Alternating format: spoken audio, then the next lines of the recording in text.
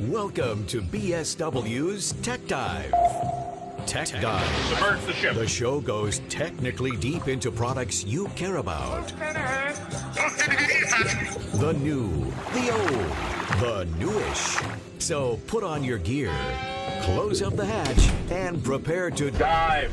Submerge the ship. And now, here's John.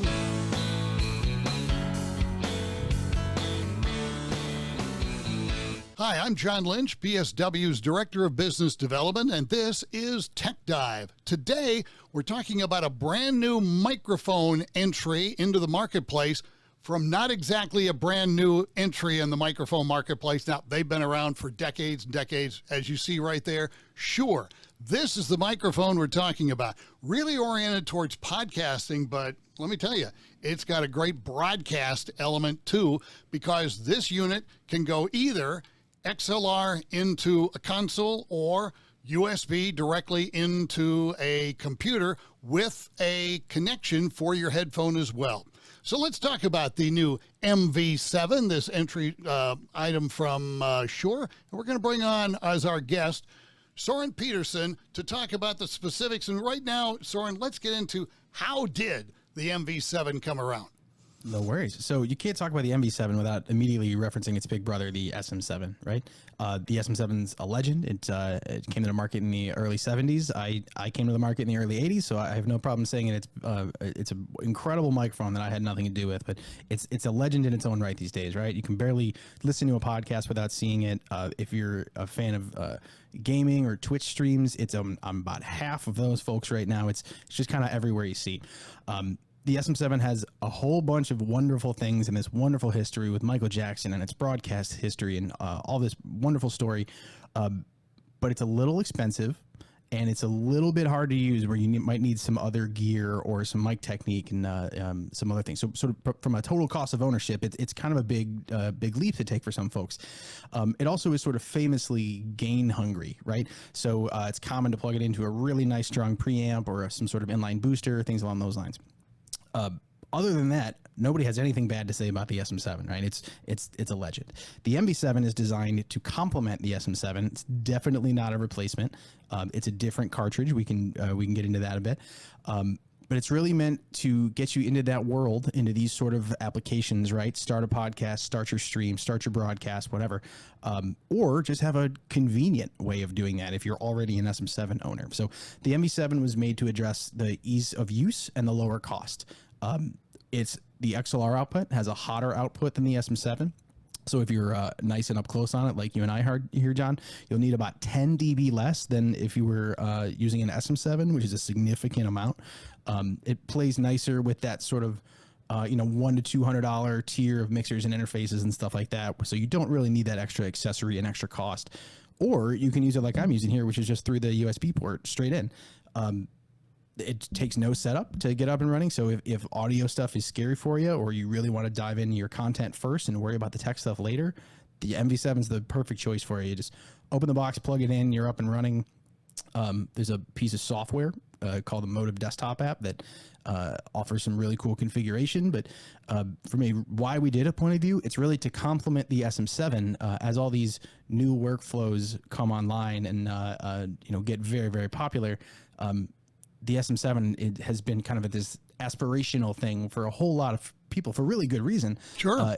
It just takes, a bit of a commitment, which some people, if they're diving into their first podcast or something, may not want to take the bite off of. But I own several SM7s and I still use this in, for these type of applications.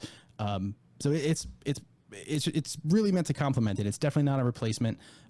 It's inspired by the icon that is the SM7, but it's not the same cartridge or same mic by any means. Now, you talked about you're utilizing it by way of USB, but I am using it by way of an XLR connection going into a mixer. So that's why I say it. They work well, sounds very similar in either case, and that's been kind of a problem for other USB microphones not sounding like XLR kind of a microphone. Gotcha. This one's got that capability either direction.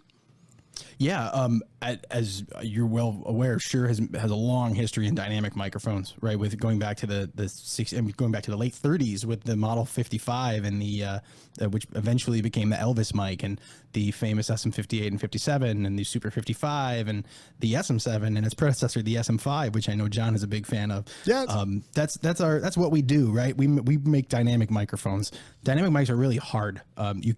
In a condenser, you can add gain, you can add EQ shaping with electronics. Dynamics is just moving air around. So it's really hard to do that acoustics up front.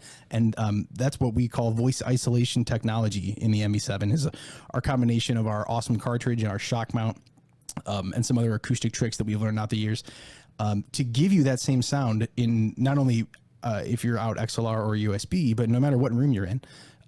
Whether you're in a treated studio or apartment on a busy street in a big city like Chicago, like I am right now, you get that same really isolated sound. This is purpose built for folks who aren't in studios or have treated rooms. You know, we would go out and talk to folks, and we would see people buy condenser mics to start their podcast. And then learn, unfortunately, what the room sounds like, right? They'll hear the dog down the street. They'll hear the HVAC system. They'll hear the neighbor's car door close, the kids running around upstairs, whatever. That doesn't happen with a dynamic microphone. And even to another degree with a dynamic microphone with voice isolation technology like the MV7. So what you're hearing, that the same output there, and really the convenience, but doesn't matter where you are or what you're plugged into, it's your voice and your audience gets that consistency. One thing I wanted to bring up is that our company, BSW, were directly involved with you and Shure in the development of the feature set here on the MV7. Absolutely. We one thing that Shure does better than most is talk to people about what is happening. We want to solve problems, right, with our products.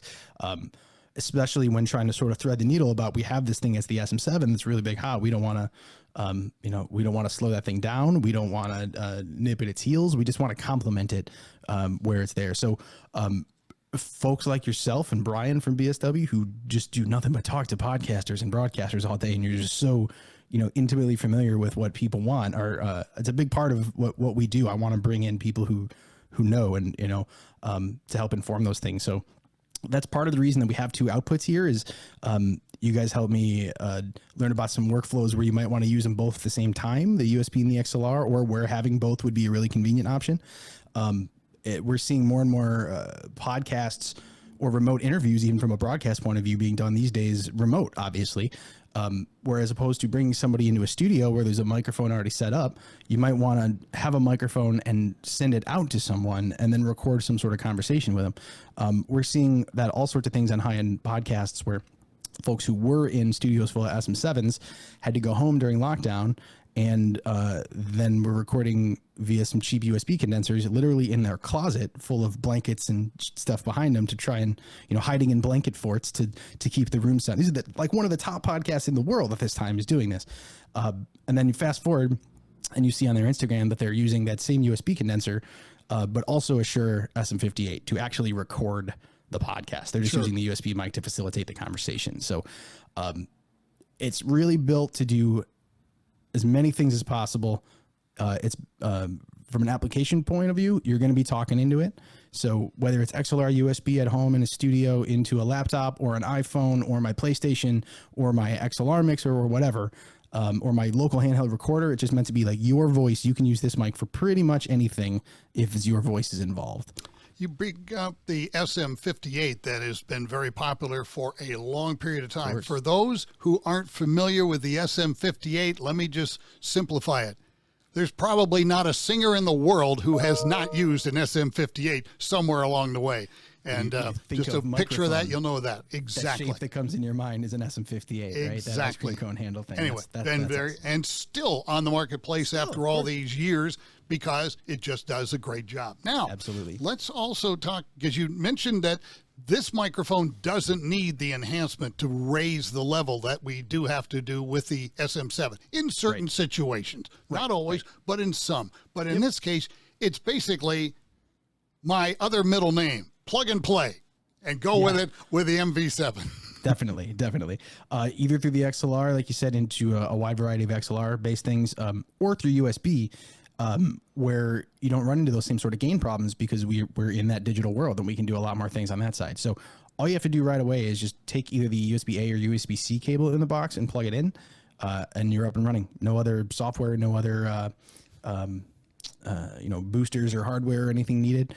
We do have a desktop app that's available on Shure.com with it that complements it and actually unlocks some additional functionality. One of which I wanted to do a quick demo on. So we offer mic gain, there's monitor mix, which lets you adjust a blend of your zero latency direct monitoring versus what you're hearing back. So it's just a comfort thing. A couple of EQ settings that are kind of a shout out to the switches on the back of the SM7. And then a limiter compressor to help, like I'll crank up the compressor here for a minute and you immediately get in that like radio broadcast world, right? Of course, yes. There's light, medium, heavy. So you don't have to know things about scary compression. You can just kind of click around until one feels good for you, and you're off and running there. I'm going to switch over to auto level mode. So in near mode, you'll hear it adjust here. So as I start talking, it'll find that level. It has a tone button here as well. We recommend near mode for 0 to 6 inches if you're up close on the microphone. If you don't want to deal with EQ, all you have to do is press this dark button, and then you get that big low end boost. This is kind of like the SM7 kind of world. If you click bright, it sort of tilts the EQ back the other way, right? So now it's a lot brighter. It's a lot more mid forward. It's kind of more about the clarity of what I'm saying rather than like my big morning radio talk show voice in dark. When I swip it over to far mode, this is the really unique thing about the MV7. We see a lot of streamers who have to use those boosters because the SM7 is 1.5 feet over here. The SM7 wants to be very close to you and needs to be very close to you. With far mode, all you do is click far and you can use this microphone up to 18 inches away without having to do anything else. And it just remembers that mode. Every other lights come on and now it's just automatically riding the gain in real time. It's also pushing it through a little bit of compression and limiter just to give you a nice sort of polished sound on the fly. For you streamers or if you're recording a podcast, this is an awesome way to deliver your live audience a polished sound from the USB. But you can also record locally at the XLR and then do all your own processing and stuff later. So one more quick note on the far mode. I can just kind of show you the microphone is quite far away from me right now. You can't even see it. It's about 1.5 feet away. I see that my levels dropped a little bit, but I'm betting you can still hear me just fine, even though I'm 1.5 feet away from a dynamic microphone, which, as our friends at BSW would tell you, is not how you should use a microphone. Right. But for those streamers and for those video call all day type things, if you're a hand talker like me and you just need a little bit of breathing room, you can put the microphone over here, 1 foot away from your face. And because it has this great voice isolation technology, this really directional polar pattern that's built from scratch to keep your apartment sound out of your microphone, then it can kind of laser focus in and help you sound like you're up close to the microphone, farther away from it, without any need for additional boosters or anything like that. So it's we give you the switches and all the buttons in the manual side of the app if you want to do those. And if you don't want to deal with it, you can just hit auto level mode and it'll do it for you. So let the microphone do the work, if you want to, and it can kind of take the burden off of your mic technique a little bit. It's nice to see people use auto level mode who are typically very good microphone technique, but three fingers away and then kind of don't want to move because they're very concerned about their mic technique, which is great for your sound, but can sort of make you talk weird or deliver your content in a different way. So what we want to do with MV7 is just take the burden off, do your thing. Let the microphone do the work for you. That's kind of our mantra. All a part of let the tool do what they do, and you, as the podcaster, focus on your content. That Absolutely. Gets the message across. One other point, very important for a brand new product. We have them plenty in stock right now at BSW. No waiting. In fact, you could order it right after leaving this podcast here on Tech Dive. Maybe I will. I need another one too. There you go. Hey, thanks for joining us, Soren Peterson from Shure, and I'm John Lynch, and we thank you for joining us for this edition of BSW Tech Dive. So long.